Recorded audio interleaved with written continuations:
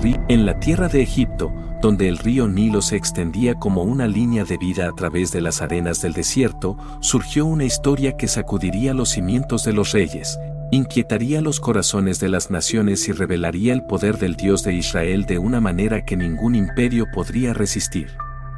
Egipto era el reino más poderoso de su tiempo, una tierra de monumentos colosales y tesoros sin fin, un lugar donde los faraones se proclamaban dioses y donde los ídolos de piedra y madera eran adorados con incienso y sacrificios.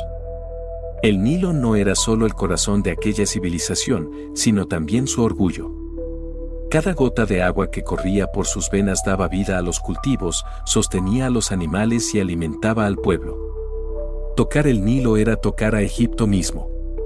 Y, sin embargo, fue allí, en las mismas aguas que los egipcios veneraban, donde el Dios del cielo eligió dar su primer golpe.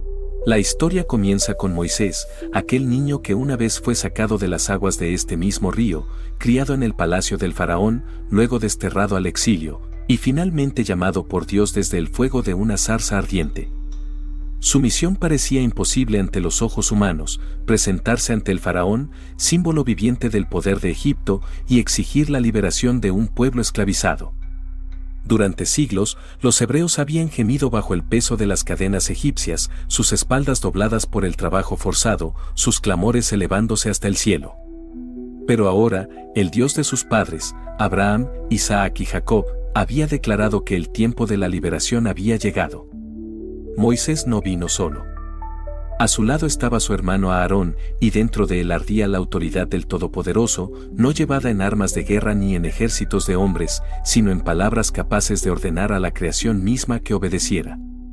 Cuando Moisés y Aarón entraron en la corte del faraón, no se presentaron como iguales ante el trono de Egipto. Frente a ellos, el faraón estaba adornado con oro y rodeado de magos, sacerdotes y soldados. Miró a aquellos dos hebreos como si fueran polvo ante sus pies. Sin embargo, Moisés habló con una valentía que no era suya. Así dice el Señor, el Dios de Israel, deja ir a mi pueblo, para que me sirva. La respuesta del faraón fue fría, burlona, desafiante. ¿Quién es el Señor, para que yo obedezca su voz y deje ir a Israel?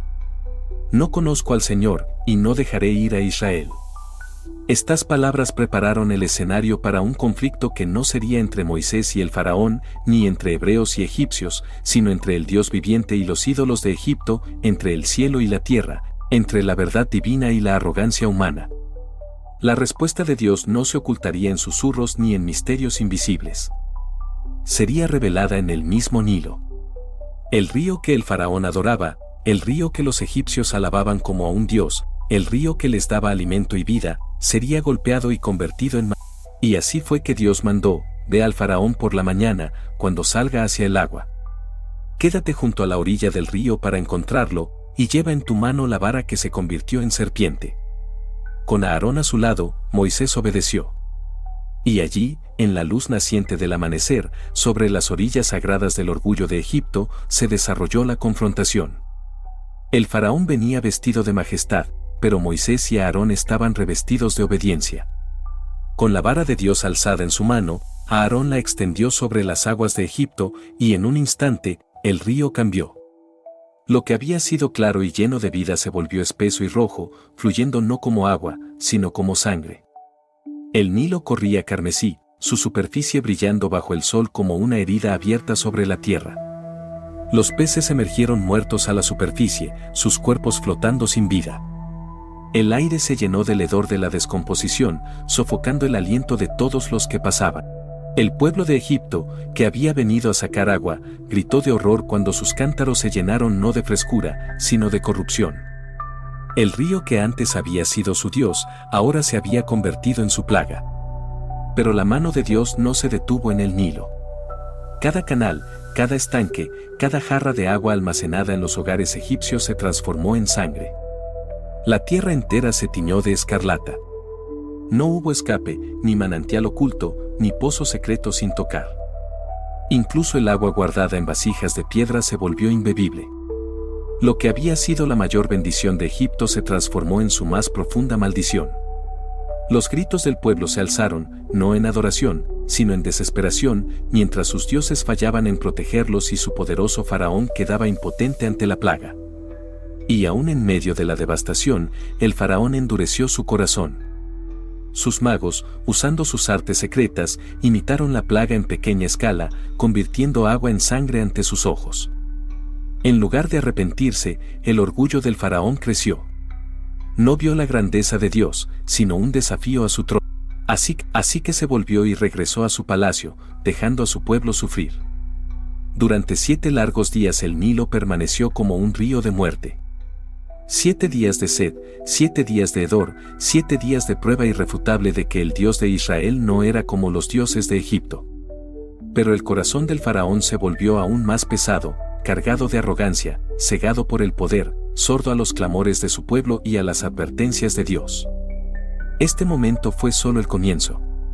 La primera señal había sido dada, y no era solo un milagro, sino una declaración de guerra.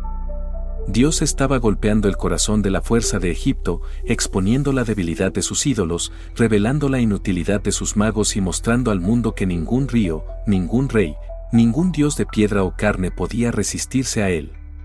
El Nilo, que una vez llevó a Moisés como un niño indefenso, ahora llevaba el testimonio del poder de Dios, fluyendo rojo por cada canal de Egipto, proclamando que el tiempo de la liberación había. Pero mientras las aguas corrían rojas y el corazón del faraón se enfriaba, el escenario se preparaba para señales aún mayores, para plagas más profundas, para juicios que alcanzarían más allá de los ríos y los campos, más allá de las casas y los palacios, golpeando el alma misma de Egipto. La tierra temblaba bajo el peso de la mano de Dios, pero el rey que se sentaba en el trono permanecía ciego, aferrado a su terquedad como si pudiera protegerlo de la tormenta venidera.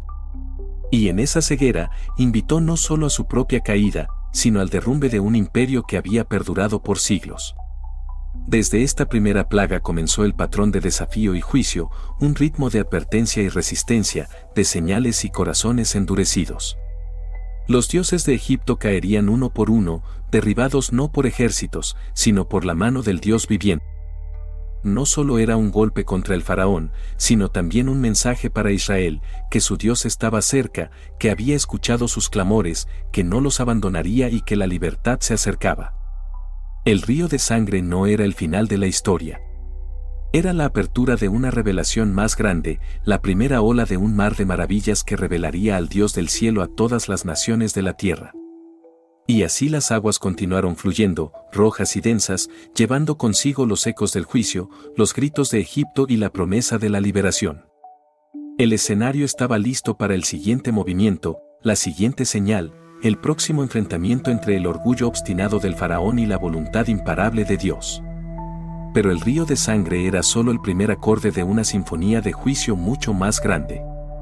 Egipto aún no se había rendido, y el corazón del faraón seguía siendo como piedra, insensible a los gritos de su pueblo, indiferente ante las pruebas del poder de Dios. La tierra gemía de sed, y el faraón cerraba sus oídos. Y así, mientras el Nilo se oscurecía y su hedor llenaba el aire, la palabra del Señor vino nuevamente a Moisés y a Aarón. Esta vez, el mandato sería más directo, más severo, porque el Dios de Israel aún no había terminado su mensaje para Egipto. Las plagas continúan, ranas, mosquitos y enjambres, ve al faraón, dijo el Señor, y dile una vez más, deja ir a mi pueblo, para que me sirva. Pero si te niegas, tu tierra se llenará de ranas. Las ranas, criaturas tan comunes que normalmente se ignoraban, eran símbolo de fertilidad en Egipto, e incluso eran veneradas en la forma de la diosa Eket, cuya imagen era la de una mujer con cabeza de rana. Aquello que los egipcios habían adorado ahora se levantaría contra ellos en número incontable. Y así, Moisés y Aarón obedecieron. Con la vara una vez más alzada en alto, Aarón extendió su mano sobre las aguas de Egipto, y por mandato de Dios, ranas innumerables salieron en multitudes incontables. Surgieron de las orillas del río, de los canales, de los estanques, de cada depósito y fuente. Saltaron por los campos y se esparcieron por las calles, llenando cada rincón de la tierra. Al principio, el pueblo pudo haber reído ante la visión, pues las ranas eran inofensivas, incluso curiosas. Pero la risa pronto se convirtió en horror. Aquellas no eran ranas comunes, ni en números normales. Eran legiones, una inundación viviente, una marea imparable de cuerpos que croaban sin cesar. Invadieron los hogares, se arrastraron bajo las puertas y llenaron las cocinas. Entraron en los hornos y cubrieron los tazones de amasar. Ninguna cama quedó libre, ninguna mesa sin su intrusión. El propio faraón, en sus cámaras doradas, no encontró escape. Ranas saltaron sobre su cama, se deslizaron por sus pisos y llenaron su palacio.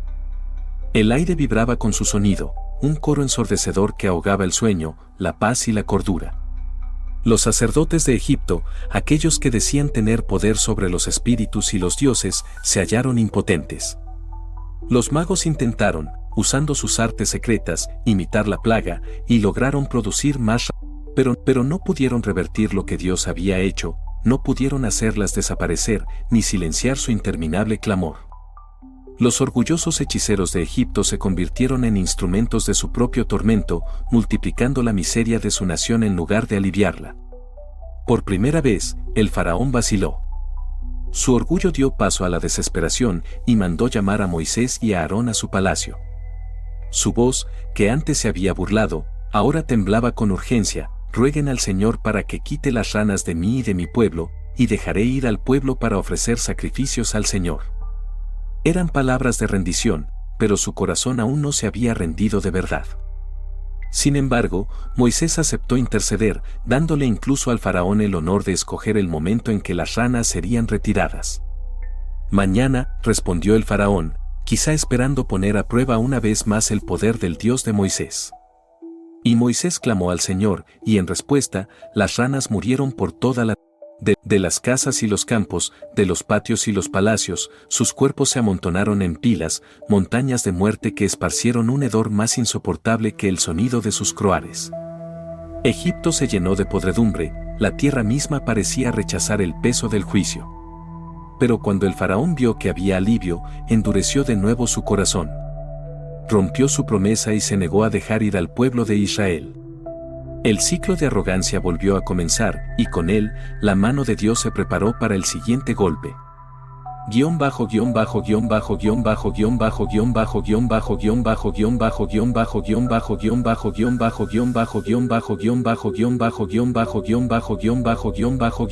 Esta vez, el juicio no vino de las aguas ni de las criaturas del río, sino del polvo de la tierra misma.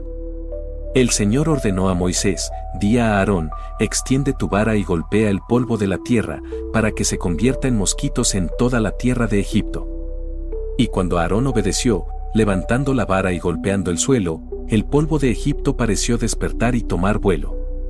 Pequeños, picantes insectos llenaron el aire, cubriendo a hombres y animales por... Nadie escapó a su picadura, ningún ser quedó libre de su irritación. Los magos, deseosos de defender su orgullo, intentaron copiar el milagro con sus artes secretas. Pero por primera vez, fallaron. No pudieron sacar vida del polvo. Sus poderes, que antes parecían grandiosos, se desmoronaron ante la autoridad creadora del Dios de Israel. Y así, de pie ante el faraón, aquellos magos que antes se burlaban de Moisés se vieron obligados a admitir su derrota. Este es el dedo de Dios, confesaron. Pero el corazón del faraón, aunque rodeado de evidencia, se endureció aún más. No quiso escuchar, ni siquiera cuando sus propios consejeros se inclinaban ante la verdad. Egipto estaba aprendiendo una lección que nunca olvidaría: que el Dios del cielo no tiene límites, que no está confinado a templos de piedra, que no puede ser rivalizado por magos o sacerdotes, ni igualado por ídolos de madera o metal. Él es el Señor de la creación, capaz de mandar sobre los ríos, de convocar ranas y de despertar el polvo mismo en ejércitos zumbantes. Cada plaga no era solo un castigo, sino también una revelación. Cada golpe era tanto juicio como proclamación, declarando al faraón, a Israel y a todas las naciones que el Dios de Abraham, Isaac y Jacob estaba vivo, presente y supremo. Pero el faraón no se inclinó. Su desafío se volvió un muro de hierro, su orgullo una trampa para su propia ruina. Y así, mientras los mosquitos atormentaban a hombres y bestias, y los gritos de miseria se elevaban una vez más sobre la tierra, la voz del Señor preparaba otro mandato. Una nueva plaga se alzaría, no del agua, ni de las ranas, ni del polvo, sino del mismo aire, trayendo consigo terror, confusión y la siguiente gran señal que Egipto no podría resistir. El polvo aún flotaba en el aire, y el recuerdo de los mosquitos ardía en la carne de hombres y bestias, pero la tierra de Egipto no hallaba descanso. La rebeldía del faraón se alzaba como una nube oscura sobre su pueblo, y cada palabra suya contra el mandato de Dios atraía más. No bastaba con que Egipto sufriera sed, hedor y tormento, porque el Dios del cielo no solo estaba castigando, estaba rebelándose, golpeando a los dioses de Egipto y derrumbando sus ilusiones una por una. Entonces la palabra del Señor vino nuevamente a Moisés, con precisión y poder: levántate temprano por la mañana y preséntate ante el faraón cuando baje al agua, y dile: así dice el Señor, deja ir a mi pueblo, para que me sirva. Pero si no dejas ir a mi pueblo, enviaré enjambres sobre ti, enjambres de moscas llenarán tus casas, cubrirán a tus siervos y toda tu tierra. Pero esta vez se añadió un nuevo elemento. Dios declaró que haría una distinción, una línea trazada en el mismo suelo de Egipto. La tierra de Gosén, donde habitaban los hijos de Israel, quedaría intacta. Mientras Egipto gemía, Israel descansaría. Mientras los palacios del faraón se llenaban de enjambres, las casas de los esclavos permanecerían limpias. No era solo un juicio, sino una señal de protección, un escudo de gracia alrededor del pueblo de Dios, mostrando al mundo que Él no castiga al azar, sino con propósito y con cuidado. Y así fue. A la orden de Moisés, los enjambres se levantaron como una tormenta viva. Cruzaron los cielos en nubes negras que oscurecieron la luz. Descendieron sobre Egipto con una furia interminable, llenando las casas, cubriendo el suelo, posándose sobre la comida, mordiendo la carne y sembrando el caos en cada rincón de la nación. El orden de Egipto se derrumbó en la locura. Los hombres agitaban los brazos, cubrían sus rostros y tropezaban por sus hogares sin poder escapar del zumbante enjambre. Cada habitación resonaba con gritos, cada palacio con maldiciones, cada calle con clamores de desesperación. Pero en Gosén reinaba el silencio. Los israelitas miraban su tierra y no veían moscas, ni plaga, ni intrusión alguna. Respiraban libremente, mientras Egipto jadeaba. Dormían en paz, mientras el faraón se revolvía en la... Contemplaban con sus propios ojos que su Dios no estaba distante, sino cercano, no era débil, sino poderoso, no era ciego, sino que veía cada injusticia y escuchaba cada clamor. El faraón, llevado una vez más al borde de la desesperación, mandó llamar a Moisés y a Aarón. Su voz, cargada de angustia, ofreció un compromiso: vayan, sacrifiquen a su Dios, dijo, pero háganlo aquí, en la tierra. Buscaba controlar, torcer el mandato de Dios en algo manejable, algo que no amenazara su poder. Pero Moisés se mantuvo firme: no sería correcto hacerlo, porque los sacrificios que ofrecemos al Señor nuestro Dios son una abominación para los egipcios. Debemos ir 3 días de camino al desierto y ofrecer sacrificios al Señor nuestro Dios, tal como Él nos ordena. Presionado por el enjambre, el faraón cedió un poco más: los dejaré ir, solo que no se alejen demasiado. Rueguen por mí. Una vez más, Moisés oró, y una vez más, Dios respondió. Los enjambres desaparecieron tan repentinamente como habían. Los cielos se despejaron, el aire se calmó, y la tierra respiró aliviada. Pero el corazón del faraón, como hierro enfriado en agua, se endureció de nuevo. Rompió su palabra, como ya lo había hecho antes, aferrándose a su trono con un orgullo que lo cegaba ante la tormenta que se acumulaba sobre su reino. Pero Dios no había terminado. El siguiente mandato cayó aún más pesado, no sobre las aguas ni sobre los insectos, sino sobre la sangre misma de la riqueza de Egipto, su ganado, sus rebaños, sus animales que pastaban en los campos y llenaban los graneros de fuerza. El Señor dijo a Moisés: ve al faraón y dile: deja ir a mi pueblo para que me sirva. Pero si te niegas, la mano del Señor caerá con una plaga mortal sobre tu ganado en el campo, los caballos, los asnos, los camellos, los rebaños y las ovejas. Pero el Señor hará una distinción entre el ganado de Israel y el de Egipto, y no morirá ni uno solo de los pertenecientes a los hijos de Israel. La advertencia fue dada. El tiempo fue, y cuando llegó el día señalado, la mano de Dios golpeó. Por todo Egipto, los rebaños se desplomaron en los campos y sus cuerpos cubrieron la tierra con silencio y muerte. Los caballos que antes tiraban de los carros del faraón yacían inmóviles en el polvo. Los camellos que transportaban riquezas a través del desierto ya no se movían. El ganado que alimentaba a la nación gimió y cayó.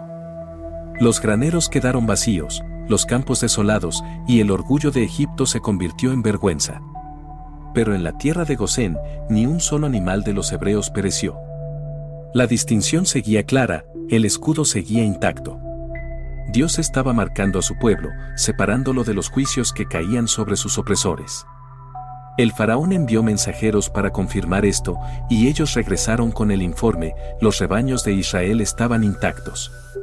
Sin embargo, incluso ante esa evidencia irrefutable, el corazón del faraón no cedió. Se endureció una vez más, alejándose de la misericordia, y Egipto se hundió más en los juicios avanzaron. Si el faraón no se inclinaba ante la pérdida del agua, de las ranas, de los mosquitos, de las moscas o del ganado, entonces la plaga golpearía ahora la carne misma del hombre. El Señor ordenó a Moisés y a Aarón que tomaran puñados de hollín de un horno y lo lanzaran al aire delante del faraón. Cuando Moisés obedeció, el hollín se dispersó como polvo negro en el viento, posándose sobre la piel de los egipcios. Y donde tocaba, surgían llagas, úlceras inflamadas que ardían con dolor. Desde el más alto noble hasta el más humilde siervo, desde los sacerdotes que ofrecían sacrificios hasta los magos que antes se burlaban, todos fueron cubiertos de tormento. Los magos, que habían estado orgullosos en los salones del faraón, ahora temblaban, incapaces siquiera de presentarse ante Moisés, porque sus cuerpos estaban quebrantados por las llagas. El orgullo de Egipto, su sabiduría y poder, fueron despojados, reemplazados por un sufrimiento que nadie podía negar. El faraón no se ablandó. Su cuerpo podía ser herido, pero su orgullo era más fuerte que su carne. No se inclinó. No cedió. No liberó al pueblo de Dios. Y entonces, el Señor habló de nuevo. El escenario se preparaba para algo mayor, algo más terrible, algo que sacudiría a Egipto hasta sus cimientos. La mano que había tocado las aguas, los animales y la carne ahora se extendería hacia los cielos mismos, convocando fuerzas que Egipto jamás había visto, fuerzas que golpearían no solo la tierra, sino su misma sensación de seguridad bajo los cielos.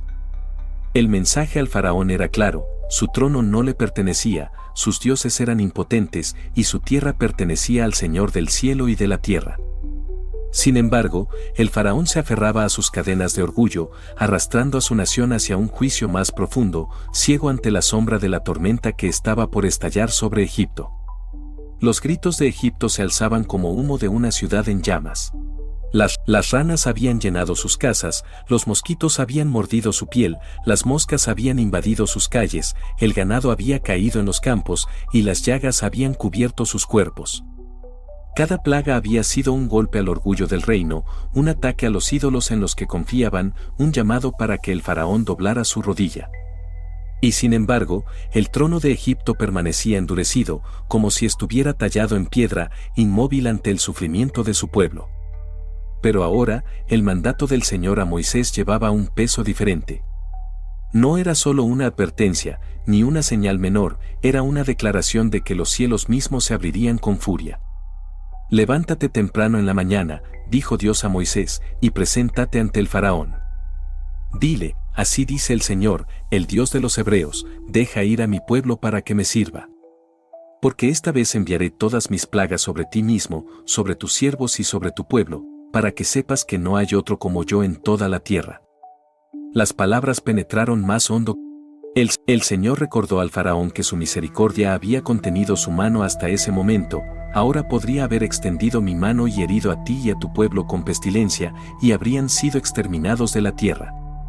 Pero para este propósito te he levantado, para mostrarte mi poder y para que mi nombre sea proclamado en toda la tierra.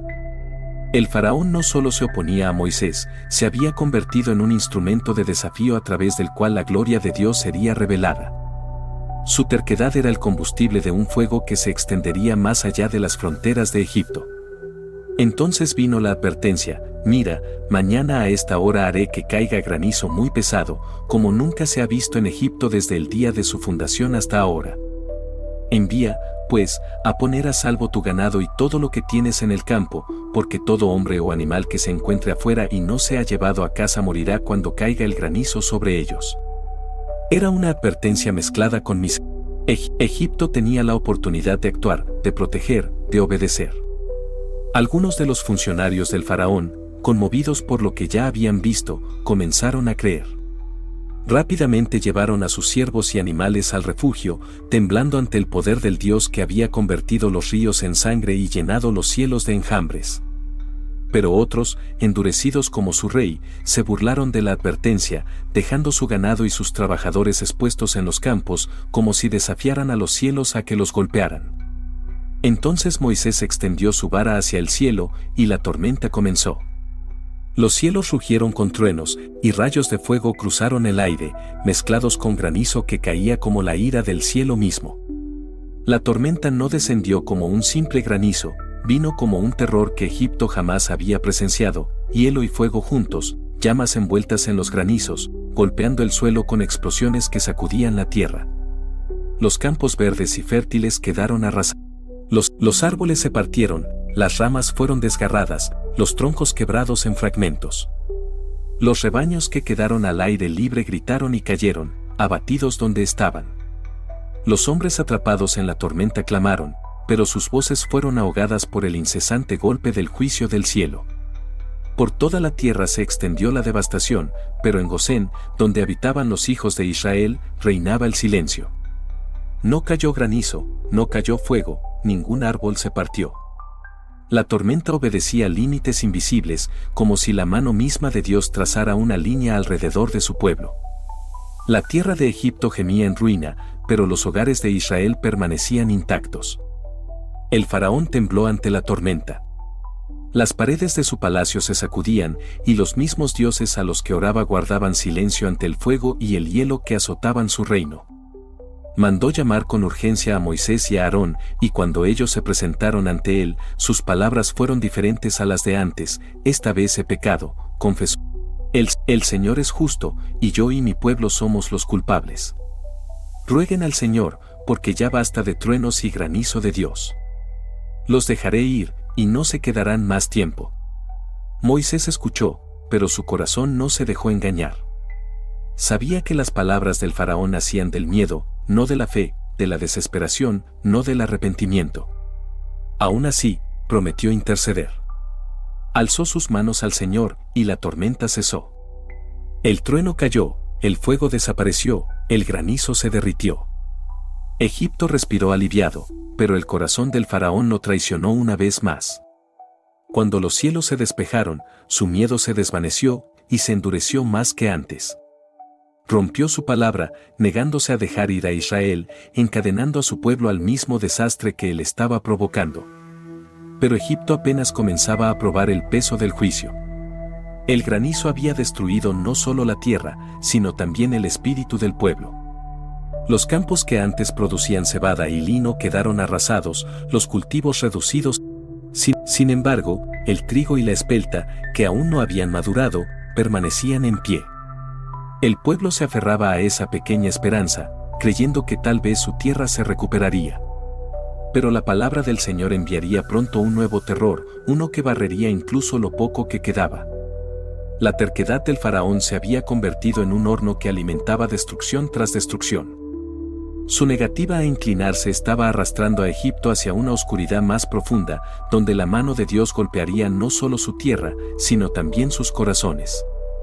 El granizo había rugido desde el cielo, pero el siguiente juicio vendría con un sonido aún más aterrador: el batir de alas, el paso de incontables patas, el hambre devoradora de un enjambre que ningún muro, ningún palacio ni ejército podría detener. La tormenta había pasado, pero la sombra de lo que venía ya se extendía por el horizonte, invisible pero imparable, preparándose para dejar a Egipto completamente destruido. La tierra de Egipto aún llevaba las cicatrices del fuego y del granizo. Los campos yacían en ruinas, la cebada aplastada, el lino quebrado, los árboles desnudos como si el invierno hubiera caído en una sola noche. Sin embargo, en medio de la destrucción, quedaba una esperanza frágil, no todo el grano se había perdido. El trigo y la espelta, que aún no habían crecido, seguían en pie, verdes y esperando.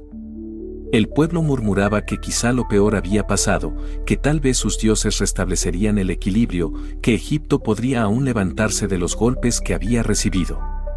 Pero el corazón del faraón, aunque sacudido, no se rindió. El peso del orgullo lo mantenía atado, como cadenas de hierro. Sus promesas eran mentiras, sus confesiones, palabras nacidas del miedo, tan pasajeras como la tormenta que lo había aterrado. Y porque no quiso humillarse, la palabra del Señor vino una vez más a Moisés: «Ve al faraón», ordenó el Señor, «porque yo he endurecido su corazón y el corazón de sus siervos, para mostrar entre ellos estas señales mías, y para que cuentes a tu hijo y a tu nieto cómo traté severamente a los egipcios y las maravillas que hice entre ellos, para que sepan que yo soy el Señor». Ya no se trataba solo del orgullo de Egipto ni de la rebelión del faraón. Cada plaga se estaba convirtiendo en un testimonio, en una historia grabada en la eternidad, un recordatorio viviente de que Dios había liberado a su pueblo con mano poderosa. Así, Moisés y Aarón se presentaron nuevamente ante el faraón, y sus palabras resonaron con la autoridad del cielo: «Así dice el Señor, el Dios de los hebreos, ¿hasta cuándo te negarás a humillarte delante de mí? Deja ir a mi pueblo para que me sirva. Porque si te niegas, he aquí que mañana traeré langosta sobre tu país. Cubrirán la faz de la tierra, de modo que nadie podrá ver el suelo. Comerán lo que quedó después del granizo y devorarán todo árbol que crece. Llenarán tus casas, las casas de tus siervos y las casas de todos los egipcios, algo que ni tus padres ni tus abuelos han visto desde el día en que fueron puestos sobre la tierra hasta hoy». La advertencia era aterradora en su detalle.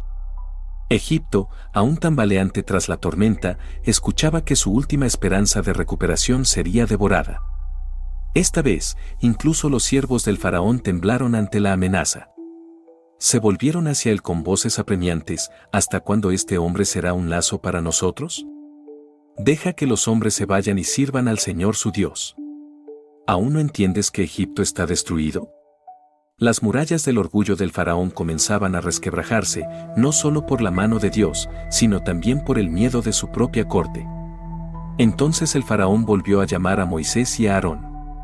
Intentó nuevamente controlar las condiciones, ofreciendo una libertad a medias: «Vayan, sirvan al Señor su Dios», dijo. Pero la respuesta de Moisés fue firme e inquebrantable: «Iremos con nuestros jóvenes y con nuestros ancianos, con nuestros hijos y nuestras hijas, con nuestros rebaños y con nuestras manadas, porque celebraremos una fiesta al Señor». El rostro del faraón se endureció. Su orgullo rugió. «Que el Señor esté con ustedes si alguna vez los dejo ir con sus pequeños. Miren, el mal está delante de ustedes. No. Solo los hombres pueden ir y servir al Señor, porque eso es lo que desean». Y con un gesto, los expulsó de su presencia. Pero la negativa del faraón fue una sentencia de destrucción sobre su propia tierra. Moisés alzó su vara, y el Señor envió un viento del este sobre Egipto. Todo aquel día y toda la noche sopló el viento, trayendo consigo las semillas de la devastación. Y cuando llegó la mañana, el horizonte se oscureció con movimiento. El viento había cumplido su propósito, y un inmenso enjambre de langostas descendió sobre la tierra. Vinieron en oleadas como nubes, cubriendo el sol. Se posaron sobre el suelo en innumerables cantidades, cubriendo cada superficie hasta que no se podía ver la tierra. Sus alas llenaron el aire con un sonido como el de ejércitos marchando, un zumbido incesante que ahogaba todo otro ruido. Y entonces comenzaron a devorar. Comieron todo lo verde que había quedado tras el granizo. Los campos de trigo desaparecieron en cuestión de horas, reducidos a polvo. Los árboles frutales que habían sobrevivido a la tormenta quedaron desnudos, sin hojas ni fruto. Las viñas fueron borradas como si nunca hubieran existido. Las langostas llenaron cada rincón, se metieron en las casas, en los graneros, en el mismo palacio del faraón. La esperanza de Egipto se desmoronó ante sus ojos, y la desesperación cubrió la tierra. La desafiante arrogancia del faraón se derrumbó en pánico. Llamó con urgencia a Moisés y a Aarón, su voz temblaba, su rostro reflejaba miedo. He pecado contra el Señor tu Dios, y contra ustedes, confesó. Perdona, te ruego, mi pecado una vez más, y ruega al Señor tu Dios que quite de mí esta muerte. Moisés oró, y el Señor respondió con otro viento poderoso. Esta vez, un viento del oeste se levantó y arrastró las langostas, lanzándolas al mar Rojo hasta que no quedó ni una sola en toda la tierra de Egipto. El alivio se extendió como un suspiro entre la nación, pero fue breve. Porque apenas el peligro desapareció, el corazón del faraón se endureció una vez más.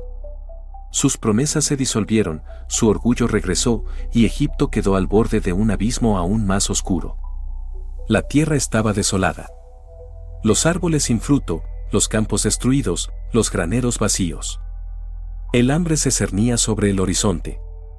El pueblo miraba a su faraón en busca de esperanza, pero él solo les ofrecía silencio y terquedad.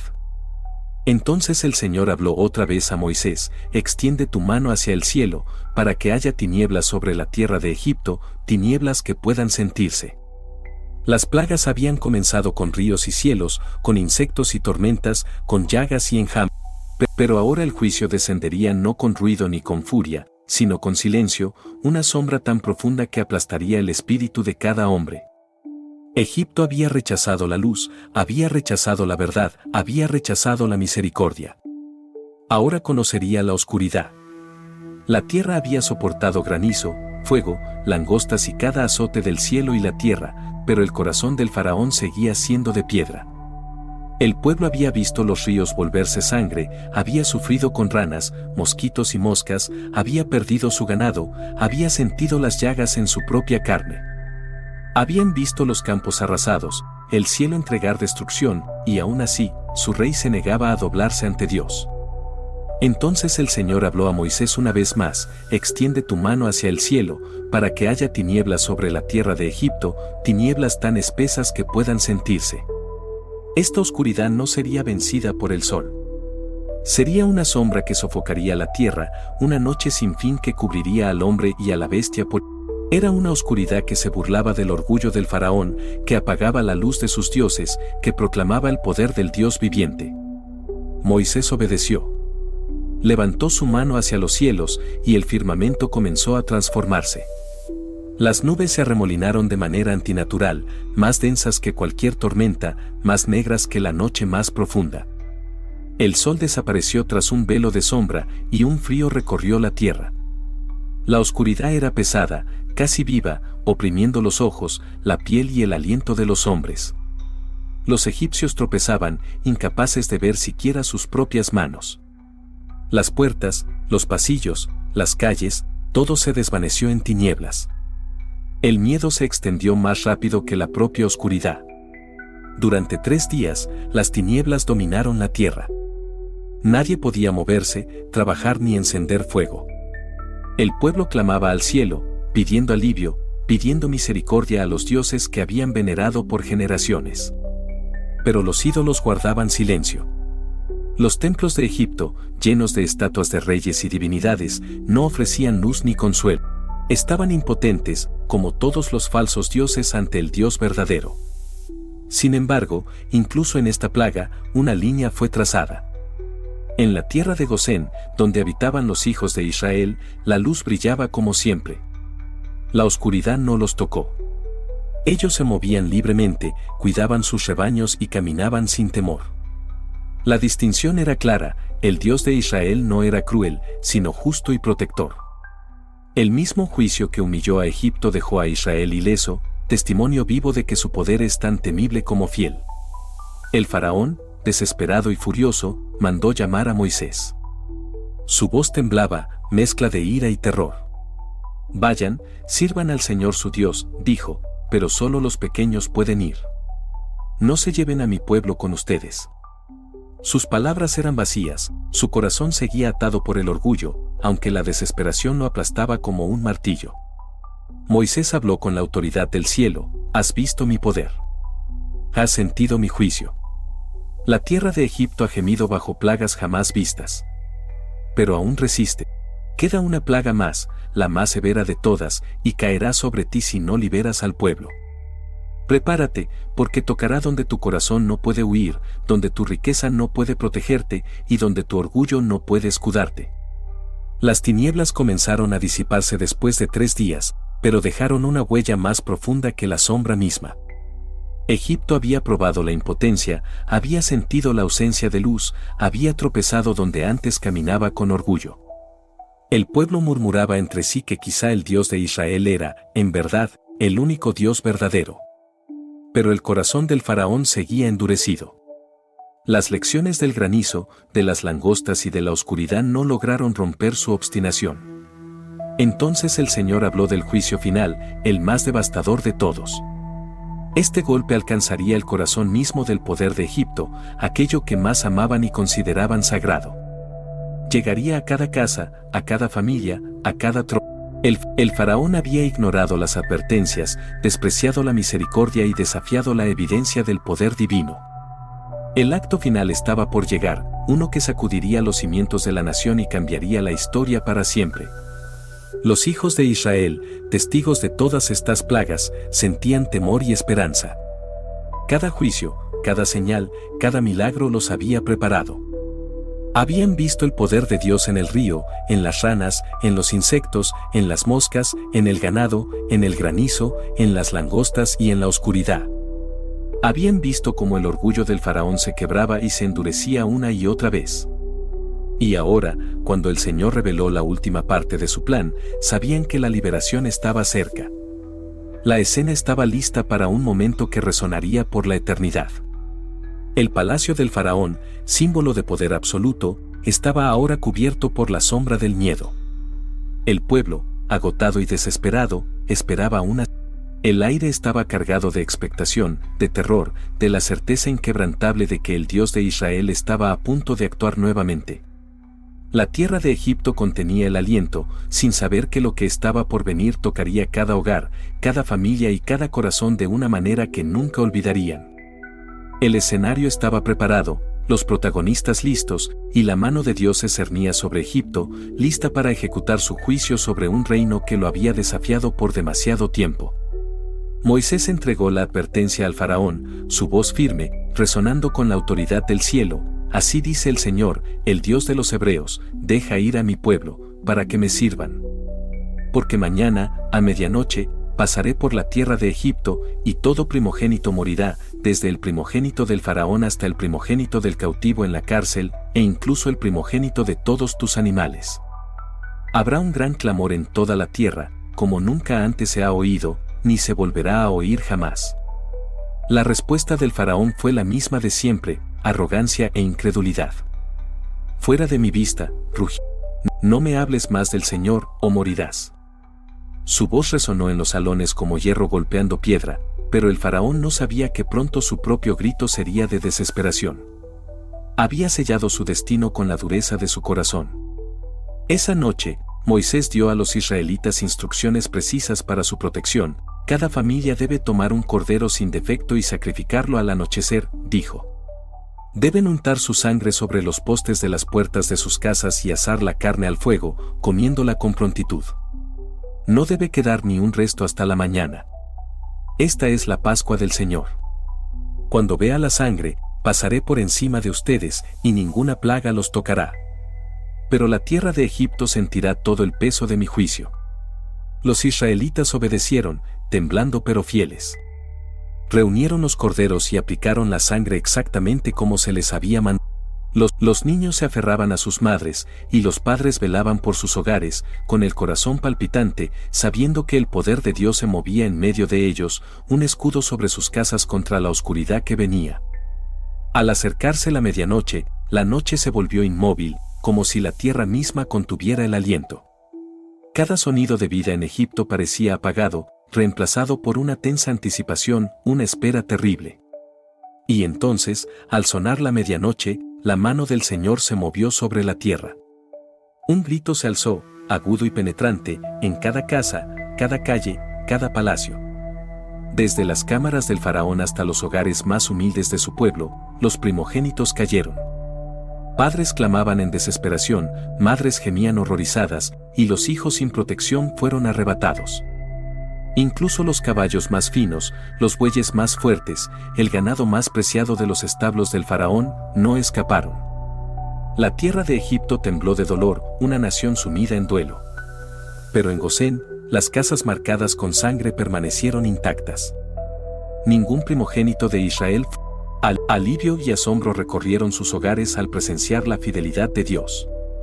Su Dios había golpeado a los opresores pero preservado a los suyos, mostrando misericordia a quienes obedecieron sus mandatos.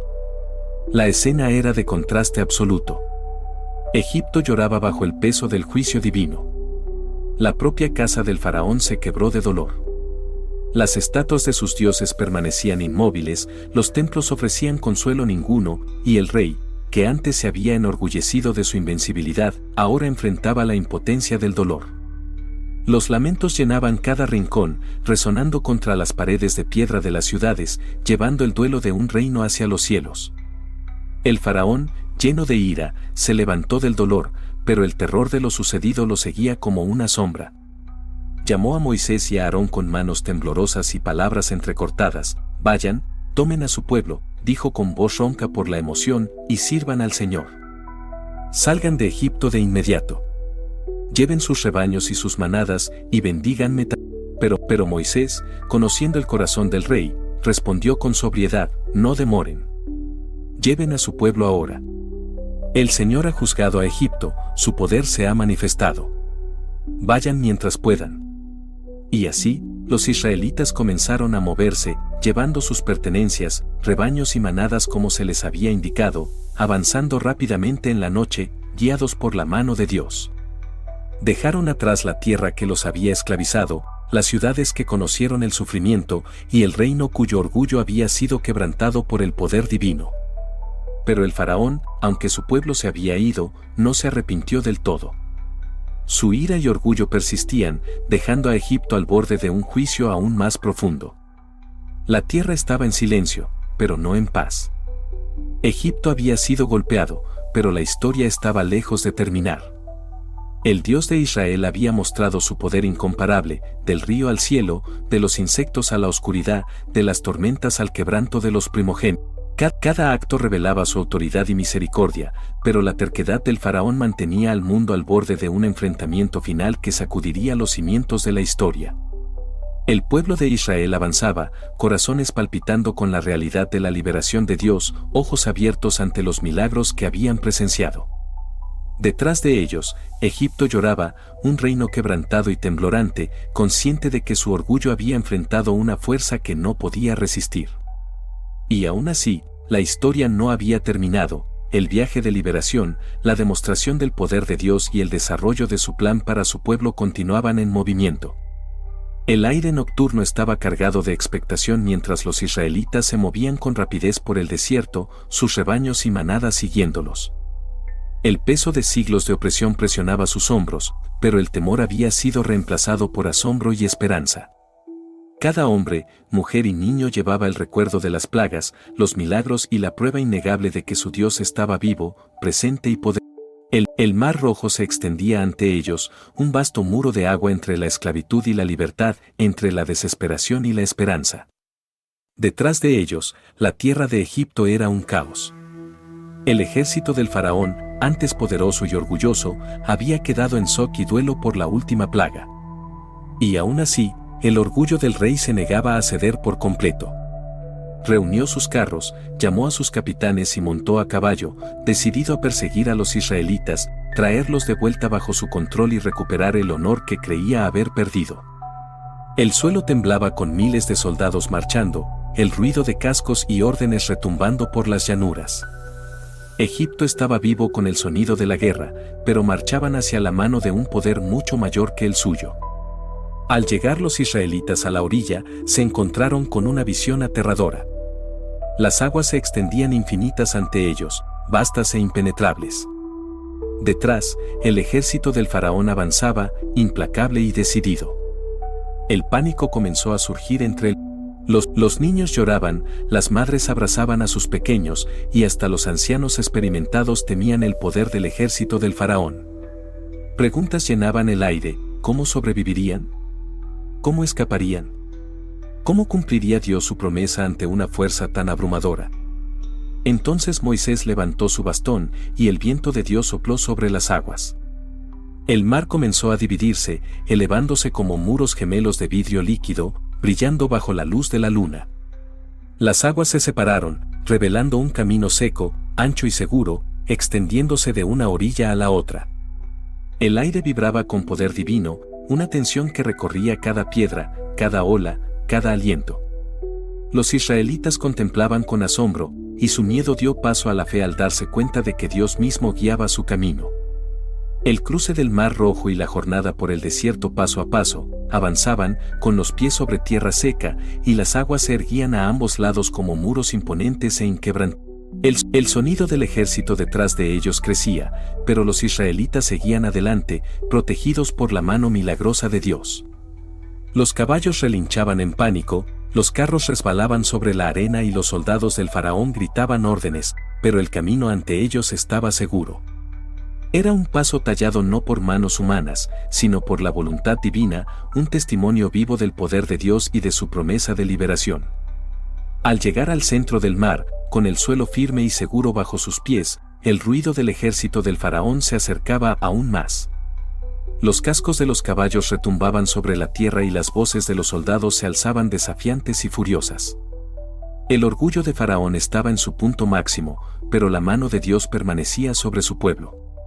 Los israelitas podían ver al enemigo, pero no vacilaron, pues habían sido testigos de las plagas, de la oscuridad, de la liberación de la opresión de Egipto y de la fidelidad de su Dios.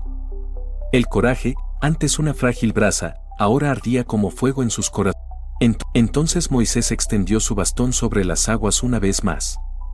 Los muros de agua comenzaron a moverse, una fuerza de autoridad divina que se levantaba con ímpetu imparable. Detrás de los israelitas, los carros de Faraón entraron en el paso, y por un momento pareció que el ejército los alcanzaría con éxito. Pero el poder de Dios era mayor que cualquier fuerza humana. Los muros de agua cayeron, arrasando con soldados y carros en una ola de fuerza aterradora. Los gritos resonaron por todo el mar mientras el ejército del faraón era tragado por las aguas, para no volver a levantarse jamás. El Mar Rojo, que había sido un muro de esperanza, se convirtió ahora en tumba de justicia. Los israelitas permanecieron asombrados, rodeados por el silencio de la victoria que Dios había obrado. Sus ojos recorrieron el camino vacío, las aguas que acababan de consumir a sus opresores. Lágrimas de alivio y alegría recorrieron rostros marcados por el sufrimiento, pues habían presenciado la mano de Dios moverse de maneras que nadie podría haber imaginado. Canciones de alabanza comenzaron a elevarse, voces unidas en acción de gracias, celebrando el milagro de la salvación, el triunfo de la fe y el poder del Dios que libera a su pueblo. Sin embargo, incluso en la victoria, el viaje no había terminado. El desierto se extendía ante ellos, un vasto espacio de incertidumbre donde les esperaban pruebas, desafíos y lecciones. La liberación de Egipto era solo el comienzo.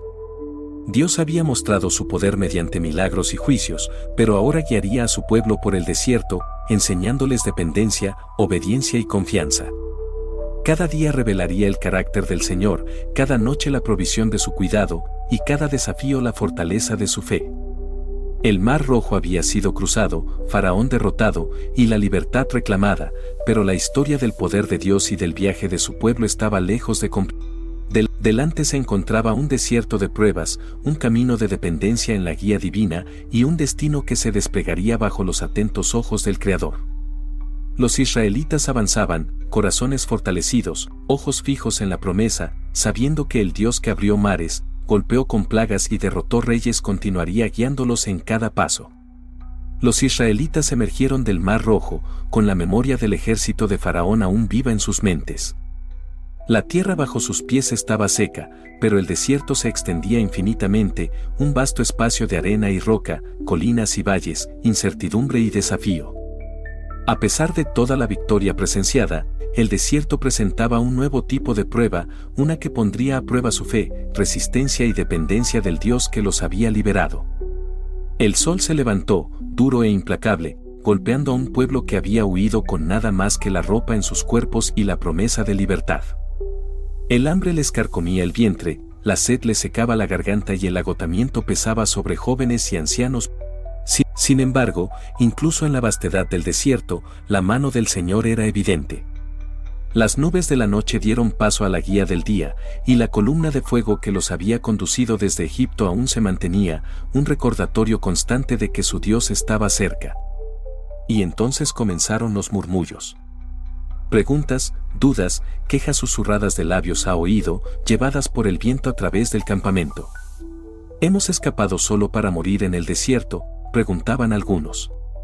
¿Valió la pena nuestra libertad dejando la seguridad de Egipto? Otros señalaban la tierra árida y las piedras secas, preguntándose cómo sobrevivirían el camino que tenían por delante. El miedo y la incertidumbre amenazaban con borrar las lecciones de los milagros que habían presenciado. Pero el Señor, en su infinita sabiduría, no los dejó desesperar. La provisión comenzó sutilmente, como suele suceder. Al amanecer, la tierra se cubría con una sustancia fina y escamosa, blanca como la escarcha pero cálida. Era pan del cielo, maná, como lo llamarían más tarde. Cada persona recogía lo que necesitaba, ni más ni menos. El maná era suave, dulce al gusto, sostenía sus cuerpos y recordaba espiritualmente que el cuidado de Dios era constante. Incluso en el desierto, incluso donde nada parecía posible, Dios proveía. El agua también se convirtió en una prueba de fe y un instrumento de enseñanza divina. En Refidim, el pueblo sintió sed, y las quejas llegaron a los oídos de Moisés. ¿Por qué nos sacaste de Egipto solo para morir de sed en el desierto?, exigían.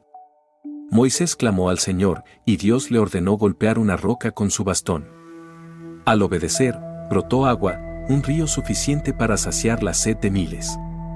La roca se convirtió en un símbolo de la presencia sostenedora de Dios, una prueba tangible de que la obediencia traía vida donde la duda había amenazado con la muerte.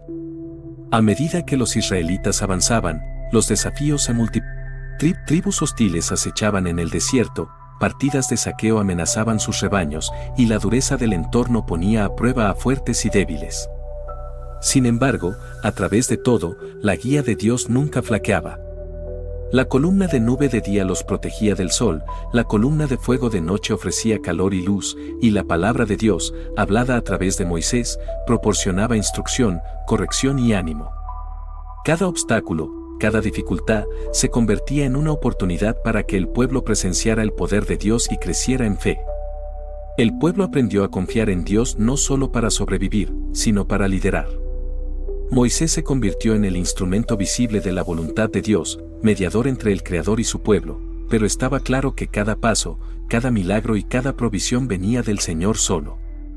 Desde el maná hasta el agua de la roca, desde la guía en el desierto hasta la protección contra los enemigos, el viaje de los israelitas estaba moldeado por el poder divino y la sincronización perfecta. Pero incluso mientras se maravillaban ante estos milagros, la naturaleza humana se movía. Las quejas regresaban, surgían dudas, y la rebelión susurraba en los corazones de algunos. Cuestionaban el viaje, el liderazgo e incluso al Dios que los había salvado. Y cada vez, el Señor respondía, no con ira, sino con demostración. Les recordaba su historia, las plagas de Egipto, la apertura del Mar Rojo, la protección frente al ejército del faraón.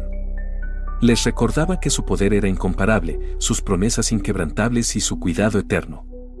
Los israelitas comenzaron a comprender que la libertad no era simplemente salir de Egipto, sino aprender a vivir confiando y obedeciendo, guiados por la mano de Dios. Cada día en el desierto se convirtió en una lección de dependencia, cada noche en una lección de vigilancia, cada prueba en una lección de fe. Aprendieron a recoger el maná diariamente, sin acumular, sin dudar de que Dios proveería de. Aprendieron a confiar en la roca para el agua, a seguir las columnas de nube y fuego, a depender de la protección de Dios frente a peligros invisibles. En esos días, comenzaba a formarse el carácter de la nación. Ya no eran esclavos de Egipto, sino un pueblo apartado, moldeado por milagros, formado por pruebas y unido por experiencias compartidas. Cada desafío, cada provisión, cada encuentro con el poder de Dios les recordaba que su liberación no era solo de Faraón, sino de una vida de opresión y dependencia, hacia una vida de libertad y confianza bajo la mano del Dios vivo. Sin embargo, el viaje estaba lejos de terminar. Delante se extendían vastos desiertos, caminos desconocidos y futuras batallas. Delante esperaban más pruebas de obediencia y fe, oportunidades para que los corazones murmullantes se transformaran en corazones de adoración. El desierto no era solo un lugar de supervivencia, era una escuela de fe, un campo de pruebas para un pueblo elegido para ser testigo de la gloria de Dios y un escenario para la continua revelación de su poder y presencia en. Así, los israelitas avanzaban, pies ampollados, corazones ansiosos pero esperanzados, ojos fijos en las columnas de guía que prometían luz y seguridad, vidas marcadas por los milagros del pasado y la promesa del viaje que tenían por delante. El desierto, antes un lugar de miedo, se convirtió en un lienzo donde Dios pintaba lecciones de confianza, milagros de provisión y la historia de un pueblo siendo forjado para su destino. Al reflexionar sobre el viaje de los israelitas, desde el momento en que Moisés convirtió el agua en sangre hasta los milagros en el desierto, vemos la mano inconfundible de Dios en acción. Cada plaga, cada desafío, cada instante de miedo y duda reveló su poder incomparable, su misericordia y su fidelidad. Las aguas convertidas en sangre, las plagas de langostas, la oscuridad palpable y la salvación a través del Mar Rojo, todos estos eventos nos muestran que los planes de Dios son perfectos, incluso cuando el camino parece Fuimos testigos de la gloria de Dios manifestada a través del juicio y la protección, mediante señales y milagros. Vimos cómo la obediencia y la fe eran recompensadas, cómo su pueblo era guiado y sostenido en tiempos de necesidad. Y aprendimos que la verdadera libertad no solo proviene de la liberación, sino de confiar en la presencia de Dios en cada paso, incluso en el desierto, incluso en lo desconocido. Gracias por acompañarnos en este increíble viaje a través de la palabra de Dios. Si esta historia te inspiró, dale un me gusta a este video, compártelo con tus amigos y deja un comentario con tus pensamientos. No olvides suscribirte a nuestro canal para que continúes explorando con nosotros las poderosas historias de la Biblia. Ahora, unámonos en un momento de oración, abriendo nuestros corazones a la guía y protección de Dios. Señor Todopoderoso, te damos gracias por tus obras poderosas a lo largo de la historia y por mostrarnos tu poder, misericordia. Ayúdanos a confiar en ti en nuestras propias vidas, a caminar con fe incluso cuando el camino sea incierto, y a recordar que tu mano siempre nos guía y protege. Fortalece nuestros corazones, guía nuestros pasos y haz que siempre nos volvamos a ti en obediencia y alabanza. Que te honremos en todo lo que hagamos, y que tus milagros nos inspiren a vivir con valentía a la luz de tu gloria. Te lo pedimos en tu santo nombre. Amén.